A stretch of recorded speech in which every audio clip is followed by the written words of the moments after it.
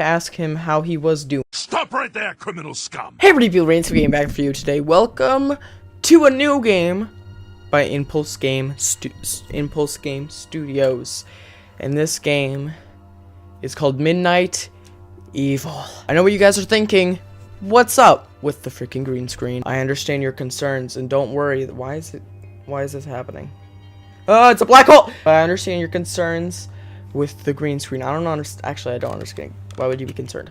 But it's just deal with it. It's a new thing I'm trying out. Okay, so if it's bad, I'm sorry. Yeah, Midnight Evil is made by the same people who made 1, 2, 3 Slaughter Me Street 1 and 2, and this is mainly made by Nathan Sanders. So I guess we'll just play. This is you're basically watching me read a book to you, so hopefully that's enjoyable. Yeah, you'll find out what I'm talking about.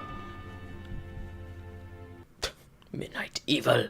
Now, I might have to talk really loud when reading the book because I tried the configuration thingy to see, like, oh, is it working? Test it here, and I had to talk a little louder than usual. The clock chimed. William Greek was fast asleep.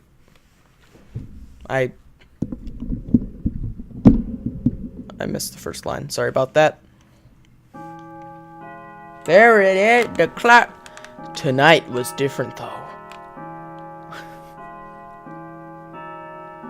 He woke to a strange sound coming from the attic.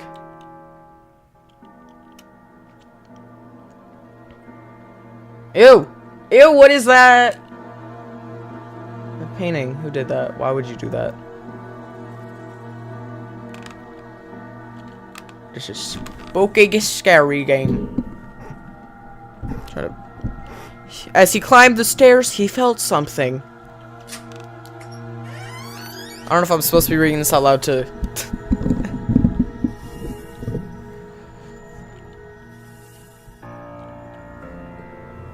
He had never seen this chest before. What kind of chest were we talking about, girl?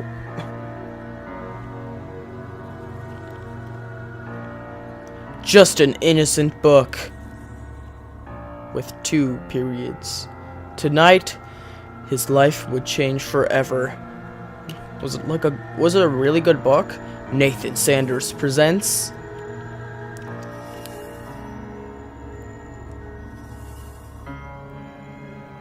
Midnight Evil. Shush! Shh! Shut up! Oh, Tori! Hey, 1, 2, 3 Slaughter Me Street. Vents that look strangely suspicious. Saws. Toastbusters. Love that. Okay, we got a bunch of freaking references. This is... Oh my god, I know those guys. Up there. Got a big... Oh my god. Got a big freaking book up here. Freaking mouse lock. Learn how to do it. Long before the first humans stood upright and took their place in the world, there was a beautiful land that was ruled by what many would come to call the Fae. These ancient beings were worshipped by mankind, but they were also feared. Humans were right to be afraid, for there were many different creatures that lived in the darkness, watching us, waiting. It's working! Oh my god, so cool. Most were harmless enough, amusing themselves by causing mischief and playing pranks on humans that crossed their paths. Counted that. Hello? However, some had more sinister intentions. The Earthling, for example, had developed a liking for the taste of human children. These monsters are small, unnaturally fast, and impossible to kill. It was an unlucky tragedy for my people that we decided to build our village here, right in the middle of the Earthlings' territory. We have lost so many of our children over this past year. There aren't enough tears in this world to weep for their loss. We have lost so many of our children over the past year. There aren't many... We have lost so many of our children over this past year. There aren't enough tears in this world to weep for their loss. Jesus. Hello? Hello? Thankfully, though, my grandmother taught me well in the ways of my druid ancestors. I may not be able to kill the little beasts, but I was able to work out a spell that binds them to this book. I can only hide it and pray that it never falls into the hands of a child. Too late. It's too late. What the freak's going on with the green screen? Hello? If you are reading this, know that I am truly sorry for the demons that have now been passed on to you. Been passed on. Voice crack. Great. Opening the book will have awakened them, and I'm sure they will be ravenously hungry.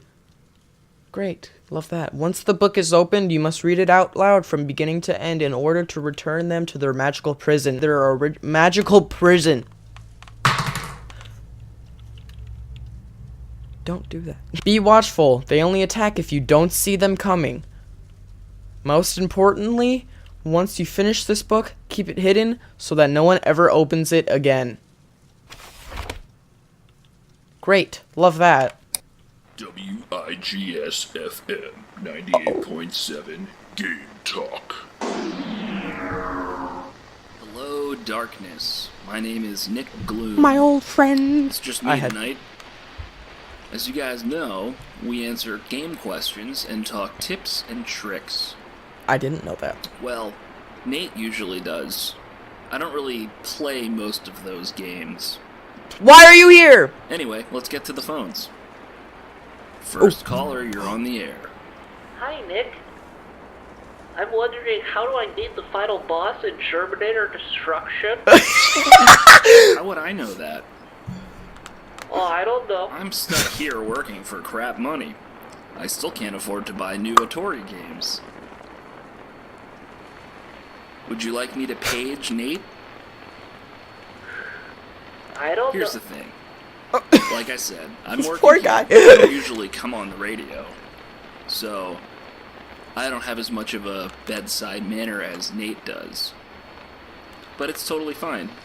I bought a new OBasic book, which is the programming language for Atari, since I can't afford to buy my own Atari games, and I'm working on my own homebrew game.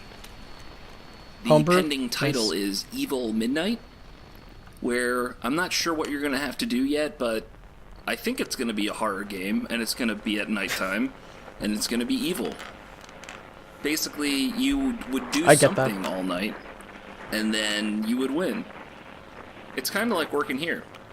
I try to keep my head down all night, but Janet asks me to go on the air. Janet! And I'm always getting asked to do stuff. The more stuff I get asked to do, the more I get anxious and panic. It's a vicious cycle. Is this some kind of life lesson? I just want to play Terminator. Here's the thing. What's the thing? Oh, great. Now there's probably death awaiting me. Oh god. Chapter 1. Little Maggie O'Brien was the first. The children had been playing in Hogan's Forest when they all heard a noise. Sensing no danger because there were so many of them, 12 children in all decided to investigate the source of the strange sound. As they all searched high and low, they soon realized that Maggie was missing.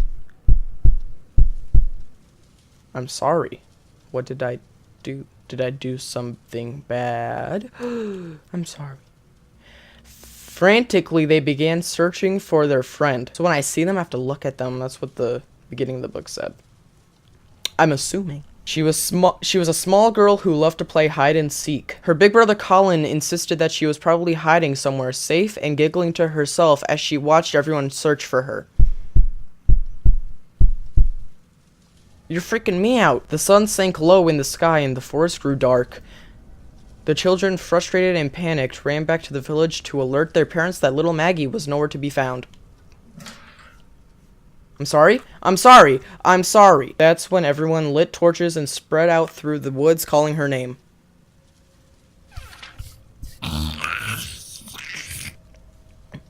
Whoa! What the freak was that? Okay, it makes the sound cue.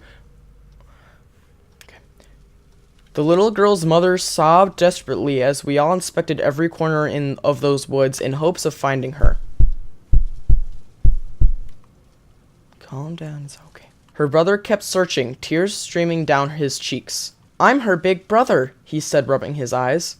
I'm supposed to make sure nothing happens to her. It's not your fault, Colin, I assured him. Calm down, buddy. We'll find her soon and she'll be no worse for the wear. This is like the best and worst freaking game for commentary because you get to talk all the time, but at the same time, I'm freaking nervous. And also, you don't really make up your own commentary, so. He nodded, forced a smile, and we all continued looking. Get out of my window, freaking garbage. The moment I heard him scream, I knew he had found her. Or rather, what was left of her, which wasn't much. We were sure it was Maggie because she had worn her favorite hair bow that day. Her father plucked the pink ribbon from the body and fell to his knees, wailing into the darkness.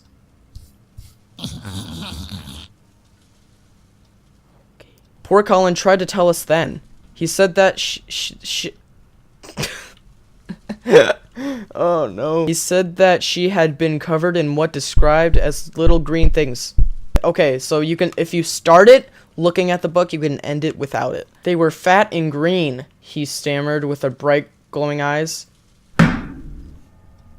Don't do that ever. This freaking game is so much freakier than I thought it would be, but I'm not mad, I guess. With bright glowing eyes, they were biting off bits of skin and flesh. No one believed the lad. We all attributed the horrible ordeal to a hungry wild animal. Of course, what else could it possibly be? Scooping up what remained of little Maggie, the townsfolk set to work preparing for her funeral. We had no idea the horrors that lay ahead. I thought to myself, how strange her wounds looked. Buddy, way too close for comfort there. I couldn't help but think back to what Colin had said about little green men. It made me think of the stories my grandfather used to tell me. She said that our druid ancestors spoke of the tiny creatures that lived long ago in the swamps and marshes surrounding our lands. The Urklings, she called them. There were 3 tribes, each being their own breed of evil. One tribe I recall, she said, were green and fat. They would lure children away from safety and feast on their flesh. Love that. We didn't live near any swamps. Surely the boy's mind was playing tricks on him. Besides, the Urklings weren't real. They couldn't be. Yay.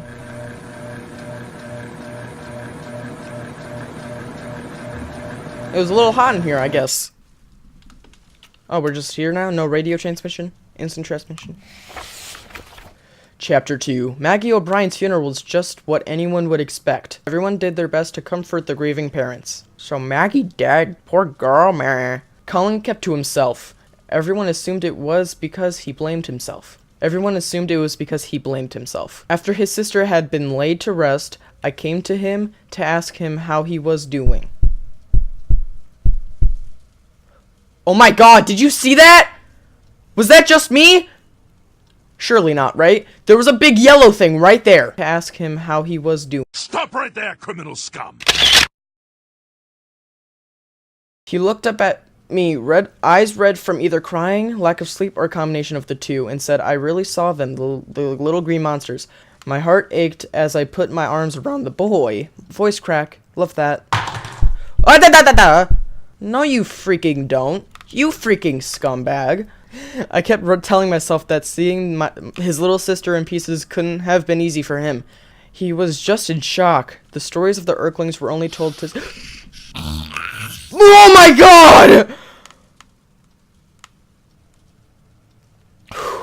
The stories of the Urklings were only told to scare children into doing what they were told. That was all. The first thing my grandmother told me about the Urklings was that they were 3 tribes. The green ones had round bellies and piercing blue eyes. She said they could be heard if you walked deep in the swamp at night. They would laugh and sing as they danced around their tiny campfires, which would appear only as tiny flickering lights through the trees. Oh my god. I'm freaking out, okay? They were the least lethal of the 3 tribes, but every bit as evil. The red ones were more temperamental and even faster than their green cousins. Oh, I got an achievement. There was a glowing thing and I looked at it. They didn't sing or dance around the campfires, and their celebrations were a bit more gruesome. They prefer to eat children from the inside out. Fun. It was even thought by some that they were only red because they were stained by the blood of their victims. Fiery red bristle-like hairs sprouted from the tops of their heads, and they were glowing yellow eyes seemed cold and calculating. Oh my gosh! It's just when it appears like right... Okay. Like I'm looking at it, it's like, hey, the pale Earthlings were in another class altogether. They had white... Wait, I should probably let that finish. One sentence at a time keeps you safe. They had white skin and wild, untamed blue hair that flowed out in every direction. The most unsettling thing about them is that they had no eyes at all, yet they somehow were the most keen and efficient killers of the three. Grandmother said that their long and wiry hair could somehow sense the presence and locations of children. There were some things that all three tribes had in common. Urklings preferred to eat after midnight and would only attack if the child didn't make direct eye contact with them. I'm sorry? Don't freaking do that. I reassured myself that the O'Brien girl being attacked barely after sunset meant that she had to have been the victim of a wild animal attack. That was so messy. A few of the men in the village came together to hunt down the beast that killed the girl. They came back 2 days later carrying a carcass of a large wolf. The whole village breathed a sigh of relief and a big celebration was held. The only one besides myself that remained anxious was Colin. Get out of my closet! Looking at his face that night, I knew that he believed the creatures that killed Maggie were still out there waiting. I should voice for this game. He was right. Freak you. Yes! One more radio transmission. Wait, watch it. 98.7 Game talk. I'm a fan. Hello, darkness. Welcome to the top of the hour. Again, I'm your host, Nick Gloom, filling in for Nate tonight. That was an interesting hour, I must say. Yeah. I don't know, Janet. I feel like these kids don't like me. You think? Hey, Janet, do you they just like want to me? know how to be the boss in Terminator And she's 2. walking away, folks. Destruction, whatever. Anyway, Yeah, she walked away. You're on the air. Hey Nick, just calling in, wanted to say that you suck. I just had a feeling. I feel like I'm not as approachable as Nate is. You think? Oh yeah. So anyway, I forgot there's a sponsor slot I was supposed to fill last hour. This one goes out to all you greasy, pizza-faced listeners. Are you tired of popping pimples? Ew, gross. Do some zits over and over and you have to keep popping them? Gross. Kind of like that popular video game, Mole Whacker? From the creators of Simple Pimple comes the revolutionary cream, Pimple Buster. The all-in-one scientifically what were you busting in that? pimple-destroying cream. Call 155-PIM-PLES. I'm calling. But hurry before supplies run out. That's 155-PIMPLES. PIMP. You know, Janet, I think Evil Midnight could use some Mole Whacker inspiration. Something to keep the player on their toes. Or at least that last prank caller could drink some of that Pimple Buster. I'm calling. I don't know what it I actually is. got the number. Alright, I'm done. No. Thank you. That was 30 minutes of gameplay. What else do you want? No. So yeah, I'm done. I'm sorry. This game's freaky. I love it though, so I hope you guys love it too and want to see more. If you do, let me know in the comments below. And also by leaving a like next to that subscribe button, which should already be hit. And if it's not, you should do that. And also turn on notifications. Why don't you? I don't know why you would, but why wouldn't you? So yeah, thank you guys so much for watching. If you enjoyed, make sure you leave a like, comment down below, subscribe, hit the bell notification symbol. I don't know what I just said, and I'll see you in the next one. A freaking bye. This game's scary, y'all.